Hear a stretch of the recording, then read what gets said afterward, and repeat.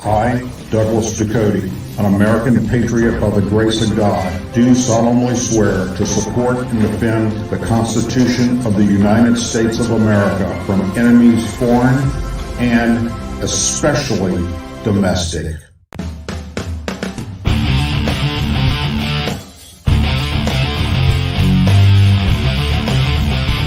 I, Douglas Ducote, an American patriot by the grace of God, do solemnly swear to support and defend the Constitution of the United States of America from enemies foreign and especially domestic. Say it with me. I pledge allegiance to the flag of the United States of America and to the republic for which it stands, one nation, under God, indivisible, with liberty and justice for all. Hello, American Patriots, and welcome to another episode of the Douglas Ducote Show. You had many places you could be tonight, like, for instance, watching that crazy, senile, incompetent Brandon. But you chose to be here with me, and for that, I am forever grateful. Quick warning, let me get it out there right now.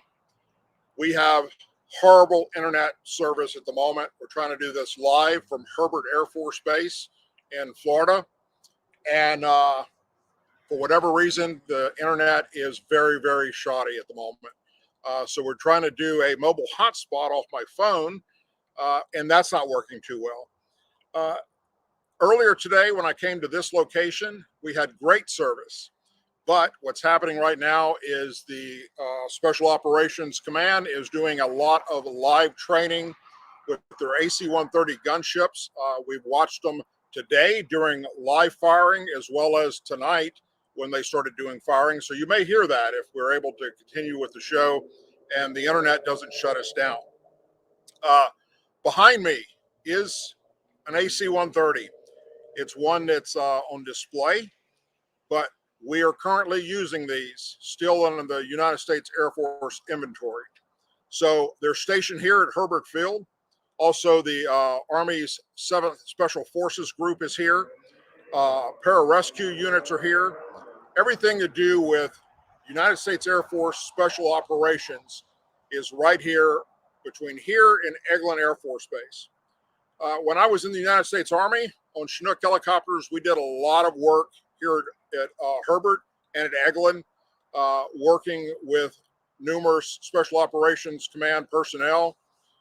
When I deployed to Operation Iraqi Freedom, these guys were also part of our support package when we went for doing high-value targets.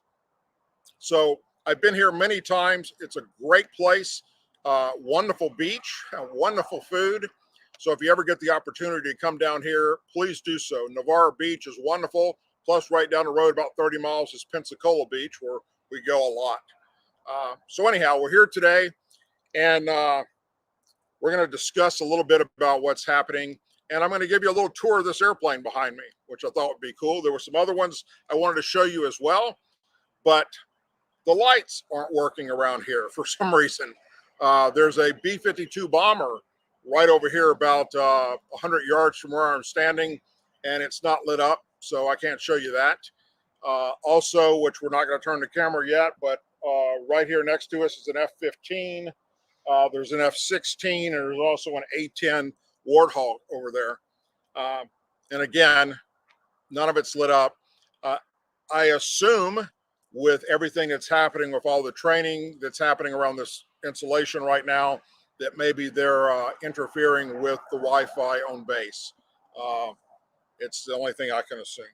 Anyhow, first thing I want to talk about real quick, and this is in the Washington Post, and it was just a few hours ago. Says, rapid escalation of the Ukrainian crisis fuels fear of confrontation between Russia and the West. Russia, heading towards economic crisis under the weight of the devastating Western sanctions, has put its nuclear forces on alert as the Kremlin stages or siege on Ukraine intensifies. United States and its NATO partners have sent thousands of troops and advanced weaponry to harden defenses in the alliance eastern flank, while funneling billions of dollars worth of military hardware to the main capital city of Ukraine. Of course, all of this the Kremlin is very upset about. There is no deconfliction on the line, none, according to U.S. officials. Moscow seems interested in only one, and that is taking over Ukraine, period. The rapid escalation, observers say, has made the once theoretically risk of direct confrontation between Russia and the West a tangling possibility, with little hope of the tension subsiding, maybe for years to come even. My worry is that there is a miscalculation, a misunderstanding, an accident, or a mistake, and that touches off a World War III, because that's all it would take, my friends, is for somebody to do the wrong thing. How long could we have this kind of risk? There's no telling, as long as this continues what he's doing in Ukraine. Russia's advances through Ukraine has brought the Kremlin forces closer to NATO's borders. Should these troops remain in Ukraine on the contact line, would shift significantly west, said Sandsharp, a Russian expert with the RAND Corporation, and that changes the strategic landscape. Poland has replied. They've severed functions or a buffer as far as with Russia is concerned. Russia moves compelling Western officials last week to activate the NATO's response force and its very high readiness joint defense forces for the first time in the alliance's history. We've never done this before. Its very high readiness joint defense forces for the first time. The mobilization, NATO Secretary General Jens Stoltenberg said, is meant to deter Russia's attack and prevent the war in Ukraine from spilling over into NATO allied countries. So, what do we have right now? We have deployed approximately 14,000 military personnel, along with the F-35 fighters, and we actually saw some F-35s flying today here at Hurlburt. Apache attack helicopters have been deployed over there, as far as CH-47 Chinooks, which is my old office in the sky, along with other NATO countries that have also supplied troops and weaponry for this operation. There's also B-52 bombers that are stationed over there. Some of them flew from Barksdale Air Force Base up in Shreveport, Louisiana. This goes on and on and on. I'm not going to continue reading it, but basically, let me put it to you like this.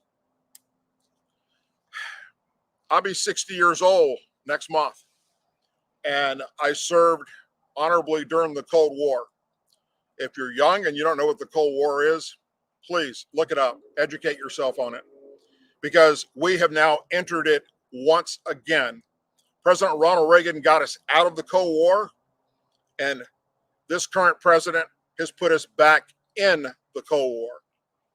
There are many things, many different ways out there that this could have been stopped from getting where we're at right now. I've said, and I will continue to say, that if we would have put boots on the ground in Ukraine to just do training exercises with the Ukrainian military, like we do all over the globe with other countries that are friends of ours, there's not a snowball chance in hell that Russia would have moved into Ukraine and done this attack. It would have never happened, my friends. That would have stopped where we're at today. But here we are. And here we are faced with a possible World War III, which let's pray we don't get to. Once again, somebody can make a mistake. They can fire on the wrong aircraft. If a NATO aircraft or NATO personnel get killed by Russian forces, it's probably done. And sadly, we have nuclear weapons. Russia has nuclear weapons. China has nuclear weapons. North Korea and Iran and China are watching everything that's happening right now. They're watching what's unfolding. Who do you think they're going to side with if this became a World War III situation? So we're in trying times. We're in scary times. And as someone that served during that time period, I can assure you, this is not a good place for America to be right now. And I wish that we weren't. I can tell you this much. We have the military capability, not talking about nuclear weapons, take that completely off the table. We have the military capability to stop Putin in his tracks right now. We can do it solely on what's behind me, the AC-130 gunship. We can also do it with the B-52 bomber.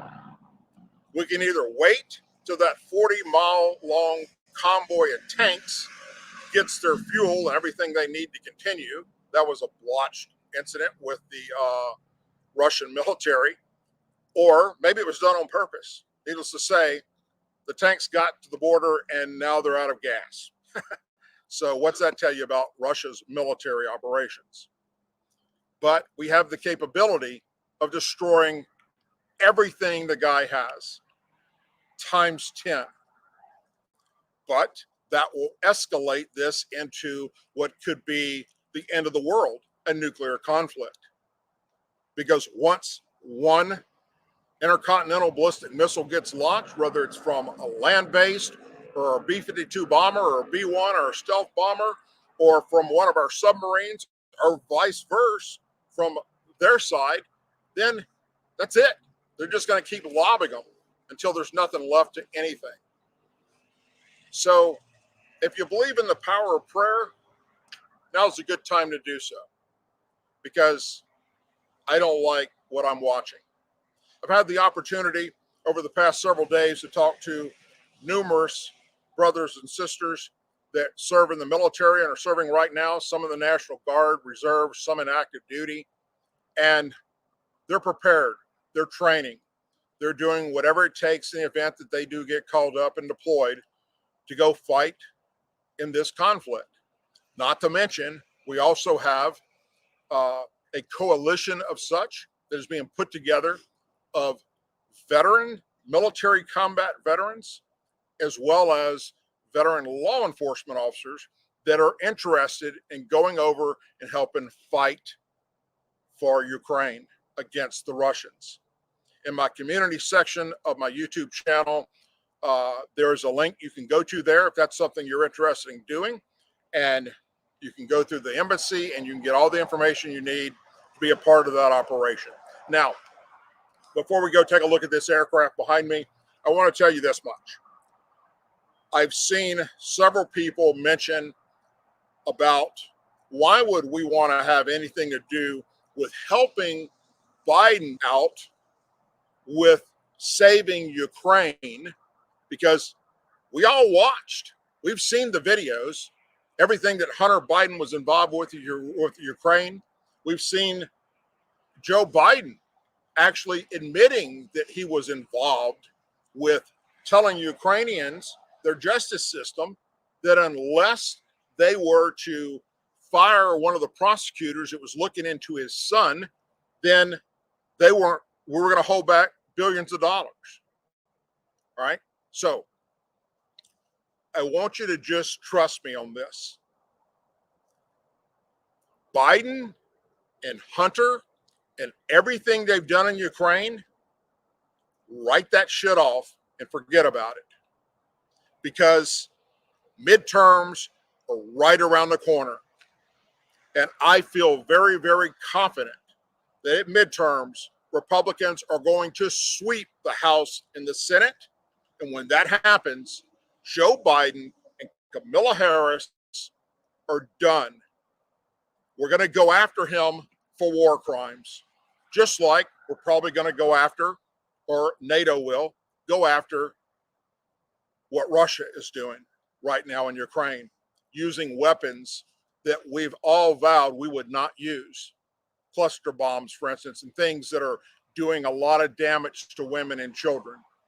Now, that's one of the most important parts of this entire thing is innocent men, women, and children, non-military personnel are being slaughtered by the Russian military. We owe that to them as our friends. Yes, they're not part of NATO right now, but they're our allies. And we have done things with them in the past and will continue to do things with them in the past. And in the future, Ukraine will become a member of the EU on a permanent basis and NATO. That's just going to happen, providing Russia doesn't win this conflict. And then once Republicans take back the House and the Senate, and I firmly believe 1600 Pennsylvania Avenue in 2024, then it's up to us, the American patriots, to hold our members of Congress, their feet to the fire, to do the right thing and shut these people down once and for all. And it can be done, and it should be done. Treason was committed, my friends, by Joe Biden when he left billions of dollars of military equipment behind in Afghanistan to be used by the same people that he surrendered us to that attacked us on 9/11. And I've already spoken with my members of Congress that are friends of mine that I've done many works with through my veterans nonprofit. And trust me, they're biting at the bit to go after this guy for treason if they win back the House and Senate. And I'm going to be one that's holding their feet to it because this is bullshit. It is time that Democrats be held responsible for their actions, just like Republicans have been held responsible for their actions. And there's still some Republicans out there that think they're getting away with some of the shit they've gotten away with over the past several years. And I got news for them. They're about to be gone. And there are going to be new people, new blood coming into Congress that will be running to be your congressman, be running to be a senator for a state that want nothing to do with the old guard per se. And that's going to be a good thing when that day arrives. So walk with me. We're going to step over here and I'm going to show you one of the coolest airplanes that's ever been built, my friends. I know I'm moving this too much. Try not to.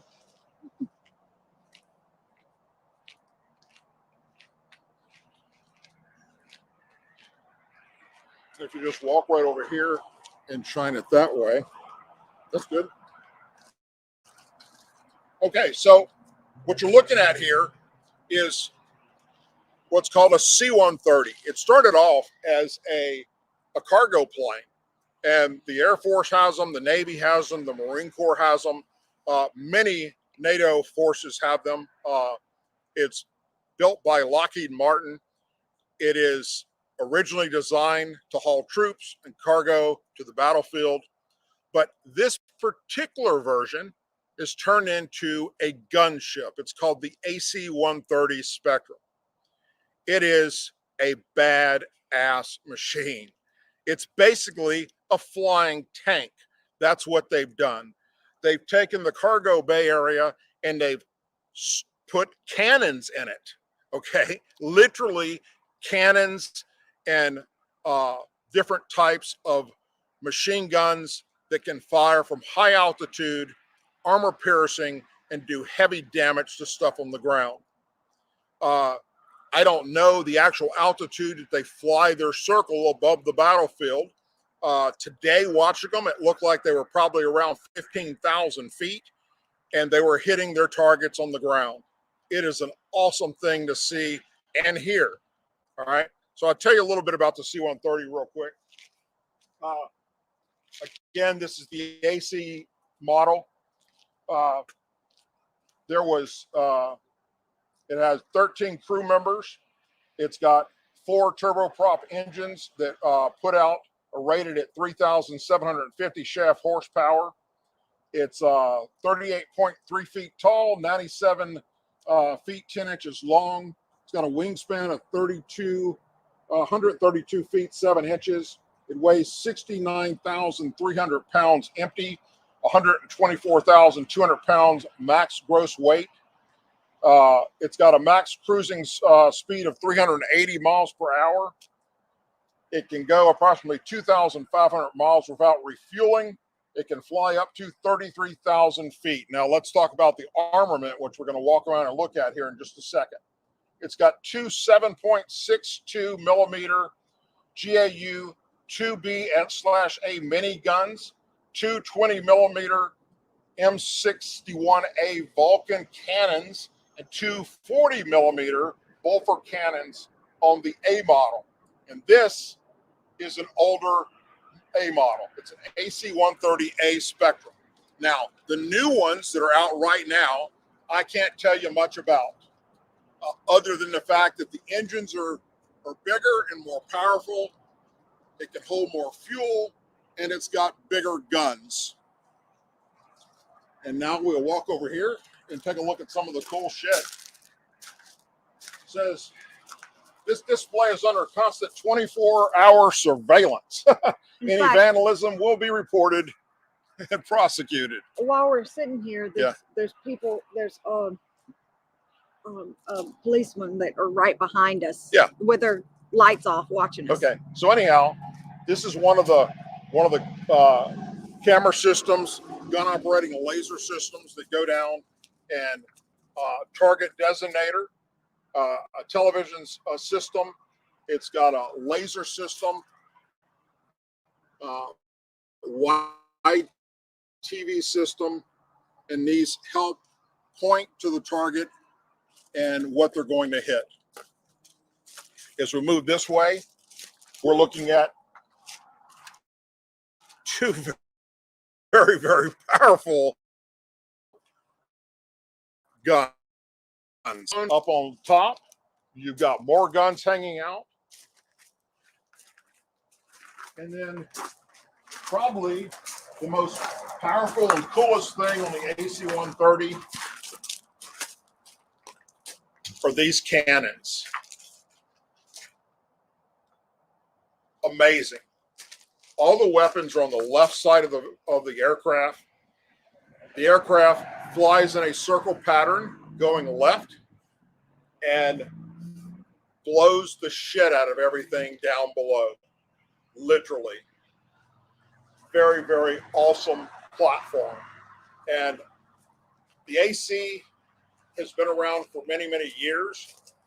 Years ago, they started out with the old DC-3s, or the military called them the C-47, built by Douglas Aircraft Company. That was the first platform used as an attack cargo aircraft, or cargo aircraft turned into an attack platform.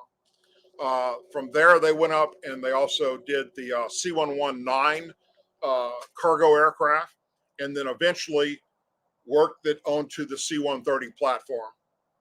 Again, the new AC-130s that are out there make this look like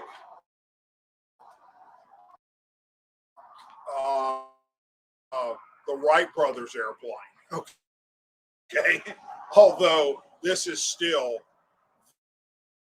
very, very badass.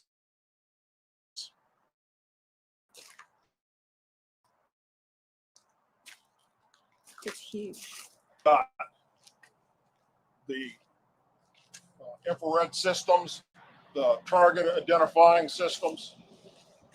Come around the back of it, it's got a cargo door that opens up. It's just like the regular models that are for troop car. Comes down and they can. Continuing on around.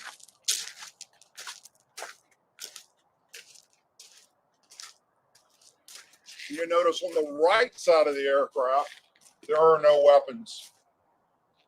Again, it circles, loiters over the target area, makes a left turn, and shoots.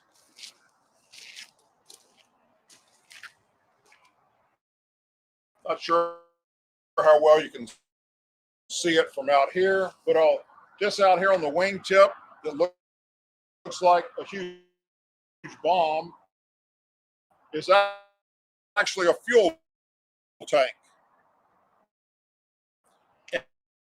And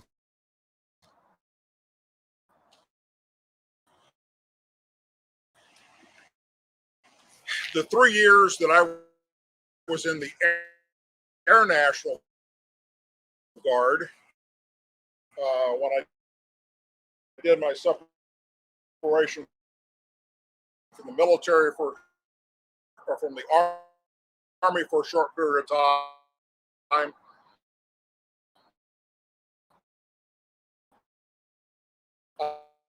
I was a crew chief on the M860G, which is the Air Force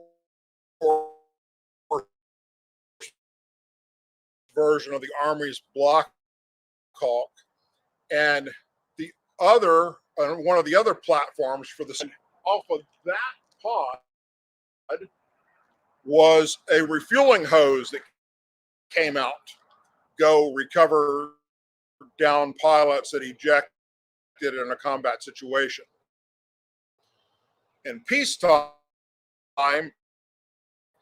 everything that the Coast Guard couldn't get to out at sea, and this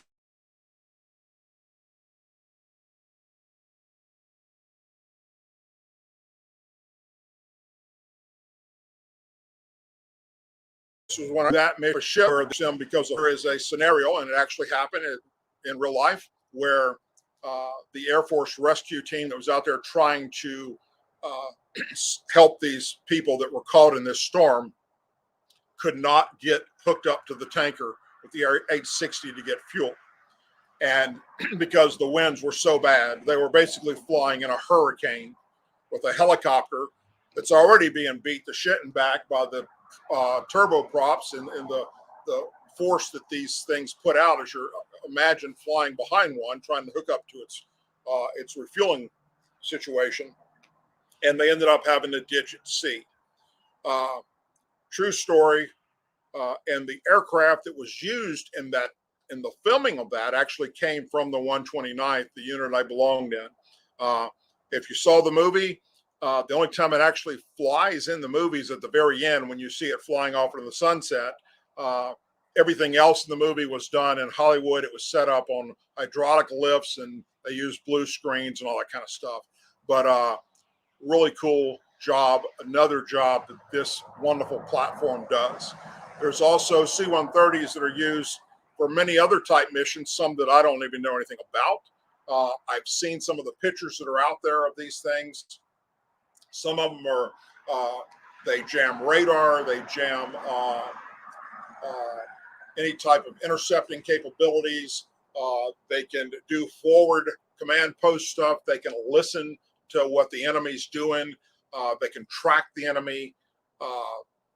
This Lockheed has designed a way with this aircraft to do many, many cool missions. And it's always a pleasure every time I get the opportunity to come out here and look at one of the C-130s, whether it's the AC-130 like this one or any of the other ones. I've had the opportunity to fly in C-130s before. When I was active duty, as well as when I was in the National Guard. And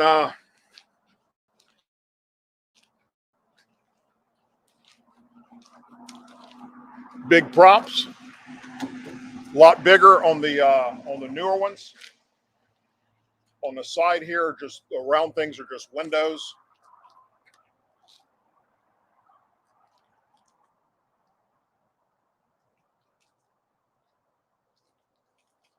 And then back around to the front. Some of these were used for, which is as somebody that used to jump out of airplanes and skydiving, I would actually try this when I was in my youth if I would have had the opportunity. But back in the 60s, they took one of these aircraft and they, on the nose of it, they hooked up basically a fork system to try and recover down astronauts if they would be in a situation where they ended up on land. And they hooked them up in harnesses, and they had this big cable thing they would hold above their head. And the C-130 would come along and grab that cable and jerk that person up into the air, hanging underneath this airplane. There's videos of that on YouTube that you can see. Extraction, just look up extraction by C-130. Pretty damn cool. I was going to take you and I was going to show you the B-52, but again, none of the lights are lit up. There's also an SR-71 Blackbird here. The lights aren't on it. All the lights are off where the fighter planes are. So what I will do is I will come back out here probably tomorrow or the next day, and I'm going to go around. I use just my cell phone and make a regular video and show you all these aircraft, some of them that, like I say, that we still use today, and I'll explain that, and then some that we no longer use. For instance, here at this museum is a B-25 bomber from World War II, and it represents the Doolittle raid. A lot of people don't realize this, but the actual area that Doolittle trained his crew on for that raid, they did it right here at Hurlburt Air Force Base, and there's an area out here that is marked for the length of the USS Hornet, the aircraft carrier, and that's where they practiced what they would need to take off of that airplane in order to get it airborne before it ran off that deck. So they just basically went out on the field, part of the base here, and they marked out how long the deck would be, and they taxied the B-25s up to that point, and then took off. And then when they would get, or they went way past it before they get airborne, then they started removing parts from the airplane. They removed guns. They removed everything that wasn't needed to get it in the air, basically. They stripped them down. And once they were able to do that, then and only then did they actually relocate those aircraft to California, where they eventually went on the USS Hornet and then went over to attack Tokyo. Very interesting story. I don't know that if you can still go out here today and see that area or not. I'll look into that because that'd be kind of cool to do a video that showed us the area. So it may still be open today. They may have turned it into some type of a memorial or part of the museum. I'm not sure, but I'll look into it. The other thing that's here that I want to share with you that's really, really cool is there is a weather chamber here. It is a gigantic hangar. It's huge. Any type weather, hurricanes, tornadoes,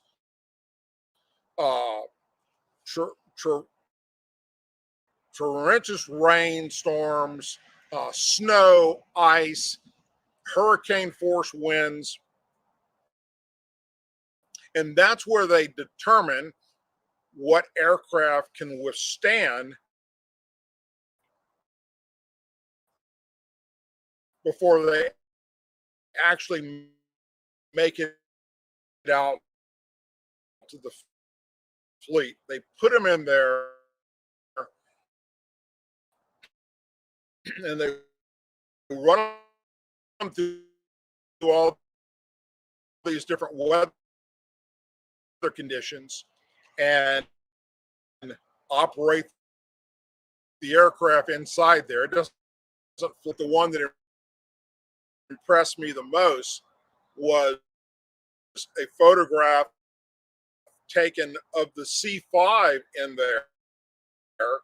The very first C5 was 92 degrees outside. And inside,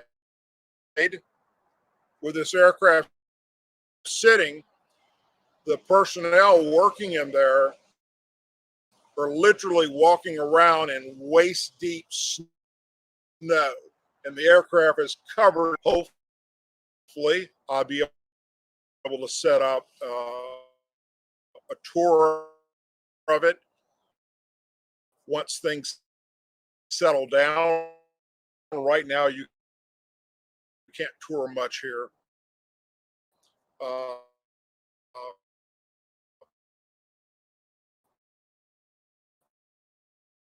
And that's with all military bases across the country because of everything that's happening right now with Russia and Ukraine.